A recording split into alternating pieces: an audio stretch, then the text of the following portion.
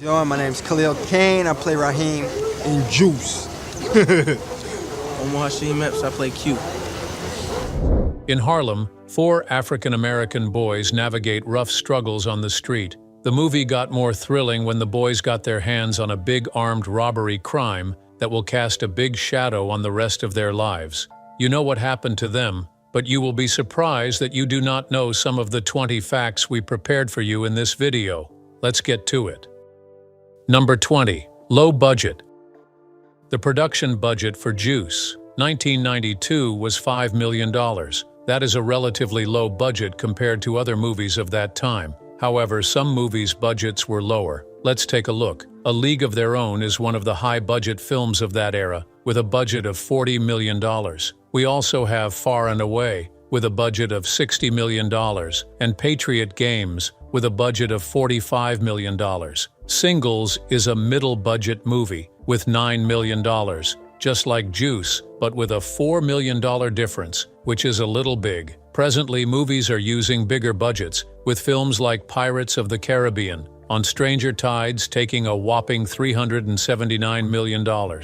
Massive, right? The big budget shouldn't carry you away. There were other movies that Juice pulled off the budget ladder, like Zebrahead with $2 million, Gas Food Lodging at $800,000, and Reservoir Dogs at $1.2 million. Looking at this budget, you will realize Juice wasn't that bad. The question is how they achieved such a remarkable movie, even with a mid-range budget. You have to give big credit to the production team for their creativity. A low budget equates to limited resources. Working with limited resources can be challenging, especially when aiming for something extraordinary. The production team was able to measure up and come up with a resourceful idea to bring the story to life. By doing that, they ensured that the shooting schedule was significantly reduced. The longer the filming time, the more money goes out of the finance purse. Therefore, the production team maintained a 24-day shooting schedule for the movie, which was relatively short. Spending time in sound stages or filming in highbrow neighborhoods can increase expenses. The production team doesn't want to follow that route, looking at their budget, so how did they go about this? They used real locations. And where was the real location? Can you guess? If your guessed answer is Harlem, then take a high five. According to the story, the movie was shot in Harlem. That was the film's real location. Shooting in Harlem helped to reduce the production costs. You know that Harlem is not a highbrow neighborhood. The limited budget has some impact on the film. You don't get to see the captivating visual effects. Every scene was produced from real visuals, no generated effects, and a three-dimensional simulated location. You only have the practical effects and location shooting. Furthermore, the cast and crew in the movie were not the A-list actors who could have charged a neck-breaking price. The actors were up-and-coming actors. Omar Epps, for example, was still at his early stage in his acting career. He was still willing to give more even with a low wage, while Tupac Shakur was not the big star we later knew him for then. If he were, he would indeed not have featured in the movie. The medium budget didn't hold back the film's success in any way. A box office success of $20 million worldwide is a good return on investment. In the end, you will realize that the movie's success didn't come from the finances but from the real and interesting plot. Number 19. The movie was inspired by real life. Do you remember the Bonnie and Clyde movie based on the real-life story of the infamous outlaws Bonnie and Clyde, who robbed banks during the Great Depression? Everyone loved the film. It became a big reference in the 90s. Perhaps the writers and directors of The Juice were inspired, leading them to produce a movie centered on their childhood and growing up in a challenging environment. Growing up in Harlem can be challenging since the area is crowded with African Americans and other cultures, and known for its rich art and culture, poverty and economic inequality, and higher crime rates. Gerard McMurray, a co-writer, grew up in this neighborhood. He experienced violence, friendship turning to gangsterism, and loyalty in the hood. These experiences influenced the film's narrative. Ernest R. Dickerson also had a vision to reveal the struggles in Harlem, sharing the same ideologies as McMurray. They partnered, got on a drawing board, and developed a captivating story that characterized the movie. We all know the story. Four young African-American boys growing up together in a neighborhood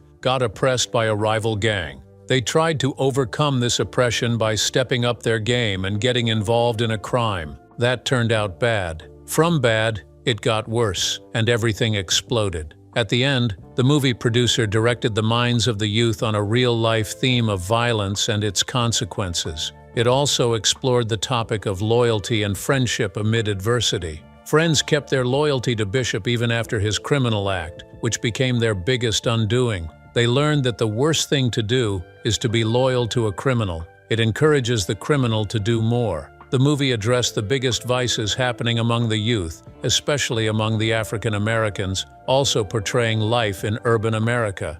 This story gave the film a more appealing identity, leading to its box office success. Number 18. Tupac's performance in the movie.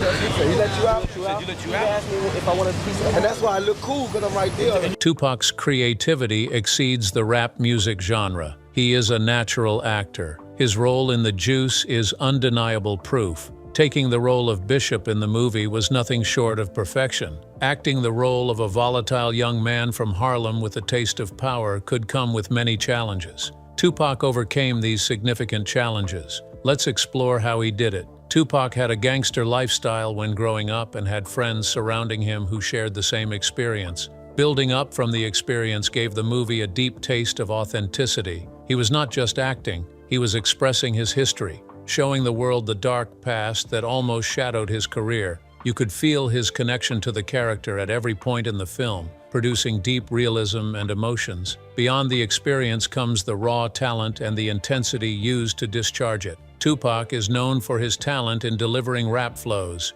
He gives those flows out with intensity. Translating that energy into acting is an out-of-this-world performance. Every point in the script expressed his incredible talent as an actor. You will doubt that the movie was his debut, which is true.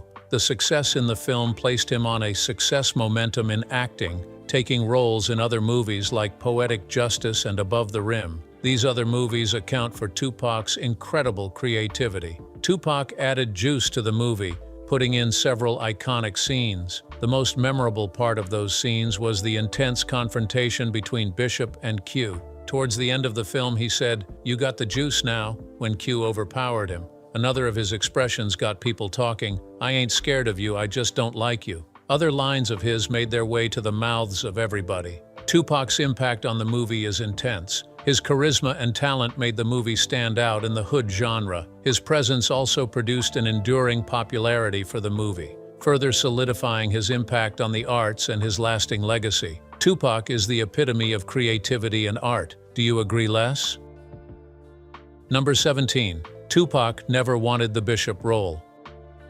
We just talked about Tupac's excellent performance as Bishop in the film. The weirdest thing you will hear after it is that Tupac never had the role in his mind. He didn't prepare for it. Since he went for the audition, what role did he go for? Tupac accompanied his friend Money B to the audition. Money B was among the actors who wanted the role of Bishop, including other actors like Daryl Mitchell, Donald Faison, and Anthony Tretch Chris. At the same time, Tupac's aim was the Q role. He auditioned for the Q role, but along the way, director Ernest R. Dickerson saw the deep intensity in Tupac's performance. He believed such energy aligns with the Bishop role, unlike the Q role, which needed a more nuanced and sensitive performance. Looking at that trait, Tupac was asked to read for the role of Bishop. He eventually did a perfect job. He gave an intense performance during the audition. It was recorded that he threw a chair during the audition, further showing the Bishop's eccentric character. Before Tupac's performance, the director had an issue with who to take in for the Bishop's role.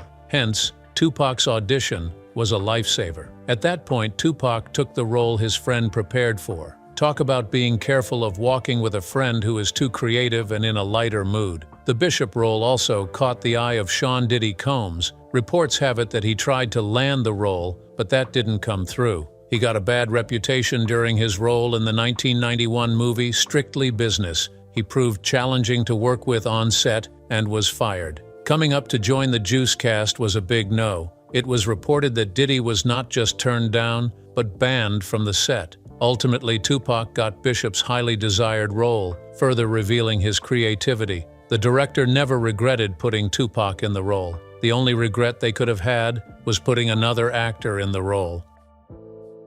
Number 16. Do you know that the movie is supposed to have a different ending?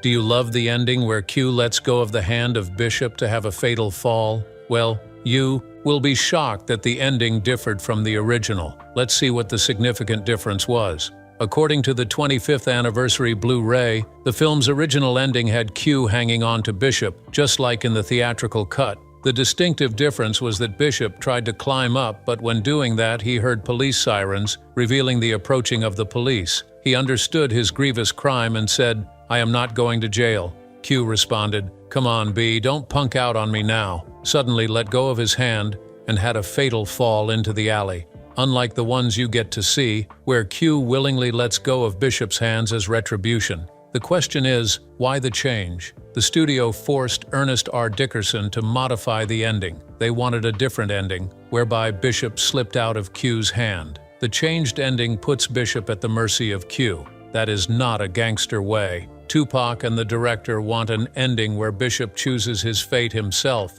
the ending that will give power to the Bishop. Dickerson had no option but to reluctantly agree to the studio demand. Hearing that disobeying means losing the support he needed humbled him. What is the essence of letting a serious work go down the drain because of a particular ending? Dickerson didn't like the idea, and neither did Tupac. During the ADR session to reloop everything, Tupac openly expressed his disgust for the ending, regarding it as a rubbish ending. How did Dickerson react to this belief of Tupac? Of course, he consented to it. During the programs, he allowed Tupac to vent his anger. Tupac did this, making a big scream in the show. Tupac wasn't happy with how his character got off the show. A powerful ending is not too hard to ask. If you were to choose, which of the endings would you prefer? Number 15. Tupac Shakur had an altercation with Jermaine Hopkins. So you wanna be a gangster? Yo, Bishop! You remember Jermaine Hopkins? He played the role of Eric Steele Thurman. Steele is the low self-esteemed boy among the gang, and they usually go to his house whenever they decide to skip school. In an interview, Jermaine Hopkins revealed that things went off point between him and Tupac Shakur. What was meant to be a prank led to a serious altercation. How did that happen? According to the report, Tupac likes walking off the set during filming and going outside to cool off. Not everyone on set is pleased with this frequent going out. It makes the feeling that Tupac was acting above the rule or showing superiority due to his celebrity status. His attention would often be needed, but then he is unavailable. You have no other option than to wait. Jermaine Hopkins finds this character inappropriate, just like any other cast and crew. Then one day he planned to prank Tupac. He never knew it would turn chaotic. Like any other day, Tupac walked off the set while everyone was busy with one important thing or another. When he returned from his usual stroll, Jermaine approached him with a sad look. Tupac was confused about what was going on. Jermaine tried to put him off his mystery, saying, "Dude, you have been fired." Tupac asked, "What did I do?" Jermaine responded, "You are fired for walking off the set. The producers are tired of that inappropriate act, hence the sack." At that point, Tupac felt humbled and devastated. The whole sack thing ate deep into his emotions. His work in the movie is beyond just acting. It was an opportunity to express his story. Looking back at where he started, will all that hard work go off like that? Getting a sack letter for just walking off set was something too big for him to contain in his mind. Tupac didn't think through the situation to determine if it was real. He was about to meet the director to clarify what was happening. Then came the words, "It is a prank." Immediately, Tupac got furious. What ought to have been a funny thing sparked a big fight. He became aggressive, and things were about to get messy when the people on set intervened. Even at that, Tupac tried to express his anger violently. Jermaine was shocked seeing Tupac's aggression. He least expected such a reaction. Do you think Tupac acted too aggressively? Number 14. Omar Epps could spin as a DJ for real.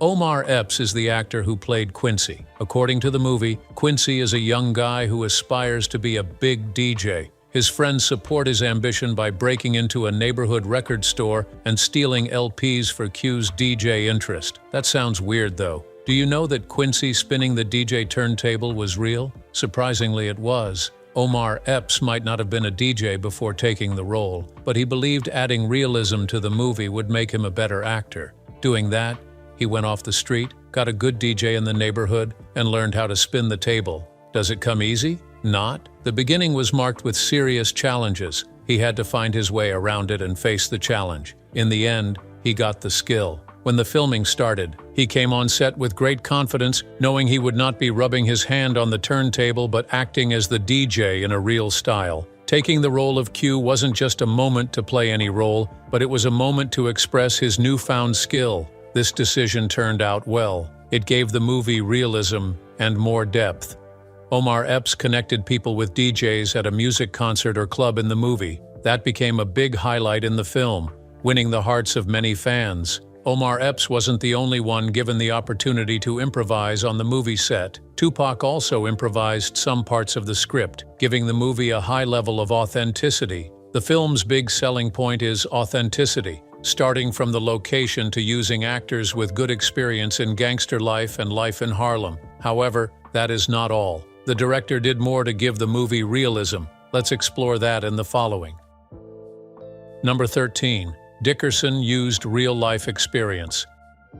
As pointed out earlier, the movie's big selling point was its authenticity. The director took the authenticity to another level by getting real-life experience of people living in Harlem. Juice was Ernest R. Dickerson's directorial debut. Before the movie, he worked as the personal cinematographer for Spike Lee during his earliest films. Examples of the movies he worked on are She's Gotta Have It in 1986, School Days in 1988, Do the Right Thing in 1989, Mo Better Blues in 1990, and Jungle Fever in 1991. He ended his cinematography career with Malcolm X in 1992. Juice was a transformational opportunity for Dickerson, and he couldn't afford to trivialize that opportunity. He had to put serious work into the movie to achieve an excellent result. He went about this to ensure the film got the desired authenticity to captivate the hearts of the fans. Doing this, he interviewed a group of his cousin's friends with backgrounds living around the area where the film was based. During the conversation,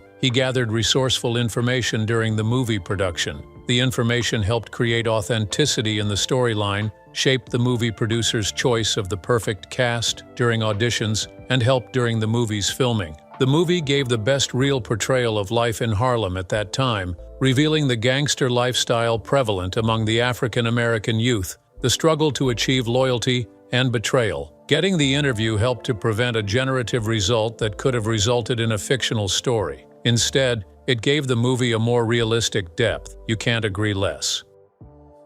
Number 12. The chase scene.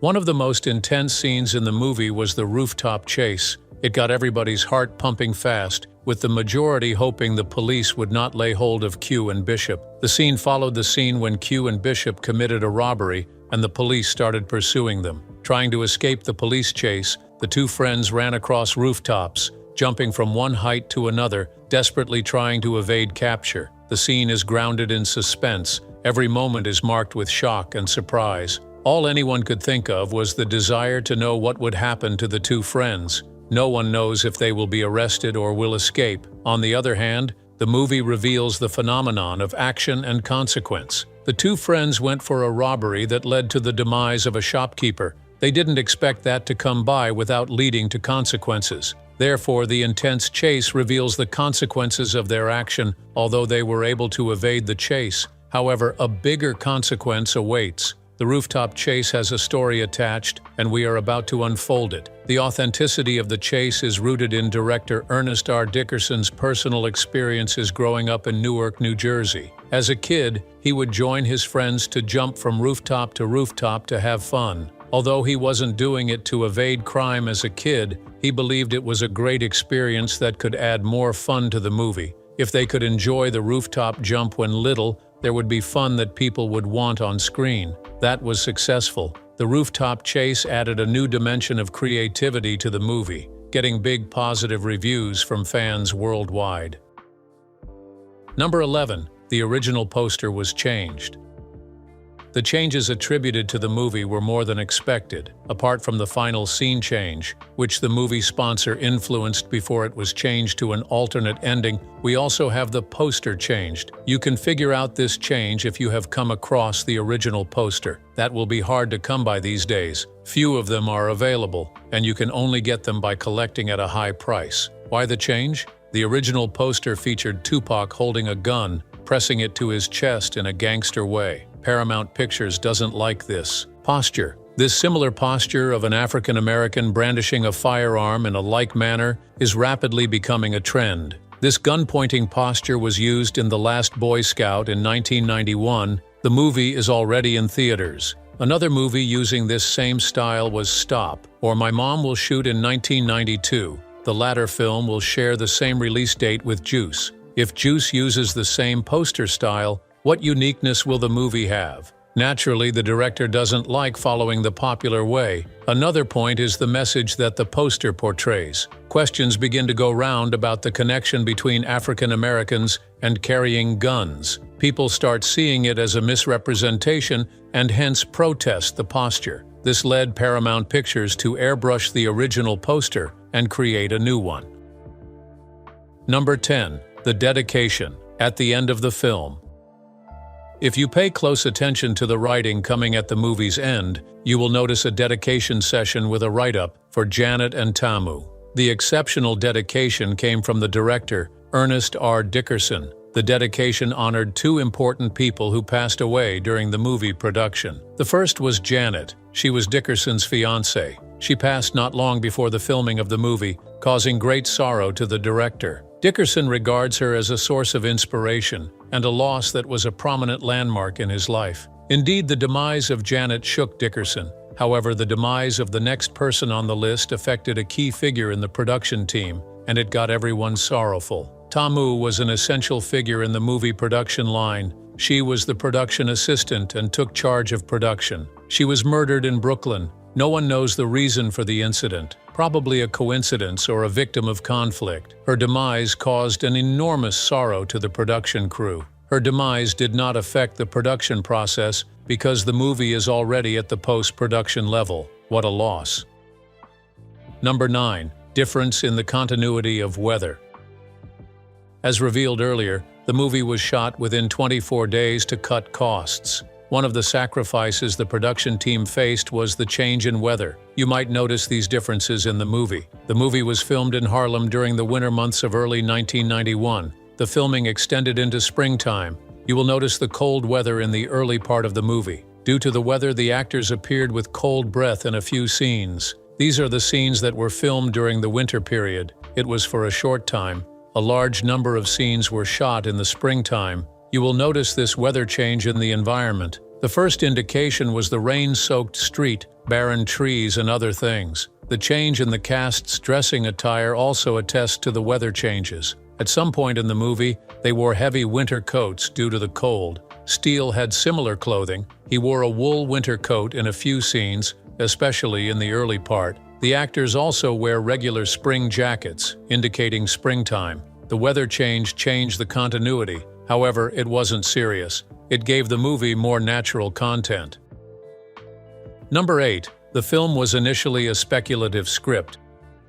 The script that brought about the movie was just a speculative script, not something serious. How surprising does that sound to you? Count it as another interesting fact you will get in this video. Ernest R. Dickerson was formerly a cinematographer, working with Spike Lee, as was Gerard Brown, who was also a Spike Lee's production team. The two friends turned production partners, decided to up their game, hence they went to film school to hone their skills and get certification for a bigger job. However, it wasn't an easy journey.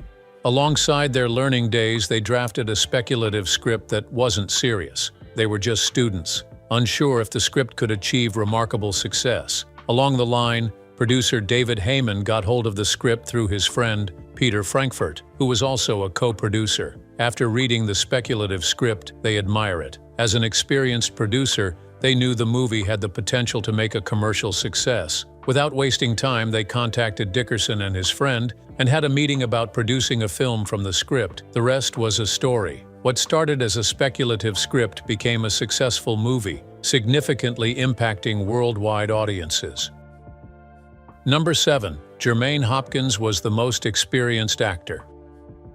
It is no longer a strange fact that the movie Juice was a medium-budget movie. One of the ways the production crew cut costs was by casting upcoming actors. Omar Epps, who played the role of Quincy, had the role as his acting debut. Likewise, Tupac Shakur appeared in the movie as his first acting role. However, Jermaine Hopkins is different. His role in the film wasn't his first acting role. Looking at his previous movie appearances, he was the most experienced in film and television. Let's take a quick look at the list of movies that he was featured in before appearing in The Juice. He was among the cast in the 1989 movie Lean on Me. Moving on from there, he appeared on the drama produced by Dick Wolf. Coincidentally, Ernest R. Dickerson also worked on the movie. Another interesting thing about the film was that Wesley Snipes, an A-list actor, was featured. From this rundown of events, not only did Jermaine have more experience than the other cast, but he also had previous work experience with the director on a movie set. He understood the basics of filming a movie.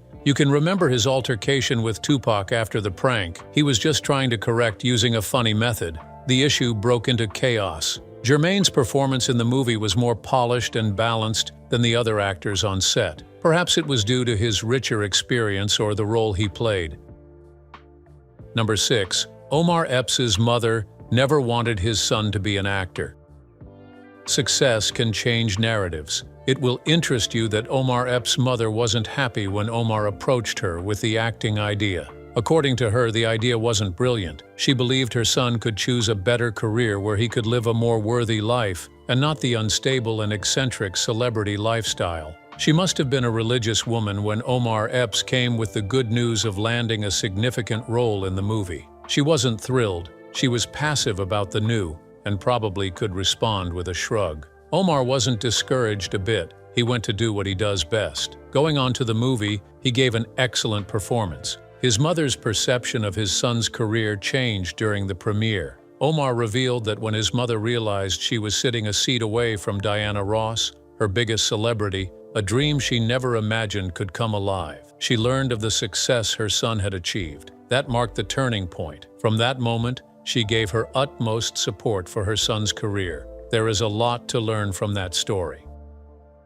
Number 5. Omar Epps was a senior in high school.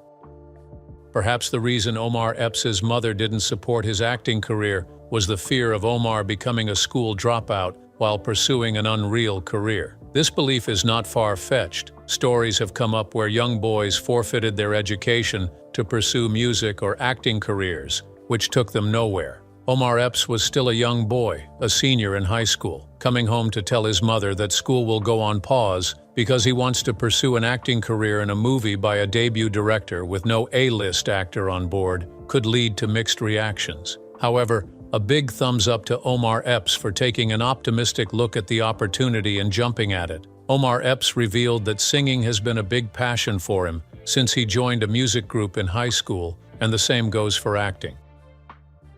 Number 4. Steele's mom was Samuel L. Jackson's wife in real life. Do you remember LaTanya Richardson Jackson? She played Steele's mom in the movie. The Jackson at the end of her name was more important than you think. However, that does not make her a member of the musical icon family, the Jacksons. However, the name indicated something different. Let's get away with the riddle. LaTanya is married to Samuel L. Jackson in real life. It was more or less like a couple in a movie project since the husband Samuel L. Jackson was also in the movie, taking a different role. Number 3. How they came up with the movie title. Have you ever asked yourself how they came about the title Juice or what you think it means? Well, juice in the street is not a fruity drink you know about. It is an urban street slang for respect and power during the 1990s. During that time, when someone came up with the word juice, it didn't mean you had a drink with you. It instead meant you had the power. At the end of the movie, when Q overpowered Bishop, Bishop told Q, "You got the juice now." The statement means Q owns the power now, considering that he has come to his end. The movie gained a large following and popularized the juice slang. Do you remember the late rapper Juice WRLD? The movie influenced him. He revealed in an interview that he went by Juice most of his life because he developed an obsession with the film. Sounds strange. Number 2. Calling Me Bishop instead of Tupac. It is funny how a 24-day filming period could bring obsession to a fictional character, even to the point of interchanging real names with the character on set. Tupac is the funny guy here. Omar Epps revealed in an interview that Tupac loved the Bishop character so much that he wouldn't stop the urge to be called the name. It got so extreme that he went aggressive on the cast and crew, asking them to call him Bishop. One would think that he would distance himself from such a notorious character. It looked like a part of him resonated with the character. Number 1. Crush while on set. Do you believe that Omar Epps and director Ernest R. Dickerson admitted they both had a crush on Cindy Herron? The beautiful en vogue lady got the beauty juice. There is certainly a fact in the list that surprised you. Let us know in the comments. Like and share this video, hit the subscribe button, and click on the video on your screen.